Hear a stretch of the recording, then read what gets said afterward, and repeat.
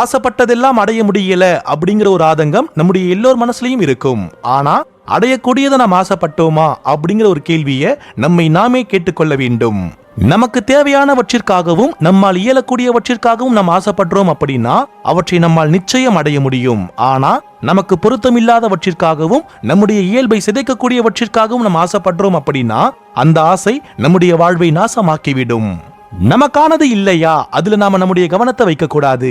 நமக்கு பொருத்தமில்லாத சில விஷயங்களை நாம பொருட்படுத்தத்தாலதான் தேவையற்ற சில சிந்தனைகள் நம் வாழ்வை கெடுக்கக்கூடியவைகளா மாறுது. நம்முடைய இயல்பை சிதைக்கக்கூடிய எந்த ஒரு ஆசைக்காகவும் நம்முடைய நேரம், காலம், முயற்சியை எந்த ஒரு காரணத்துக்காகவும் நாம கொடுக்க கூடாது. அப்படி நாம கொடுக்காம இருந்தா மட்டும்தான் யதார்த்தமான அற்புதமான ஒரு வாழ்வை நம்மால் வாழ முடியும். இந்த ஒரு பேருண்மையை தான் நம் வள்ளுவர் ஆறா இயற்கை அவா நீப்பின் அந்நிலையே பேரா இயற்கை தரும் அப்படின்னு குறிப்பிட்டிருக்கிறாரு. அதாவது ஒரு காலமும் முடிவு பெறாத ஆசையை ஒருவன் விட்டுவிட்டால் அதுவே அவனுக்கு நிலைத்து வாழும் இன்பத்தை கொடுக்கும்.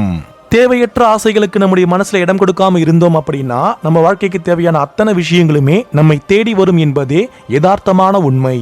உங்களுடைய தனிமையில இந்த சிந்தனைகளை திரும்பவும் சிந்திச்சு பாருங்க. இன்னும் நிறைய காரியங்கள் உங்களுக்கு விளங்க ஆரம்பிக்கும். நன்றிகள்.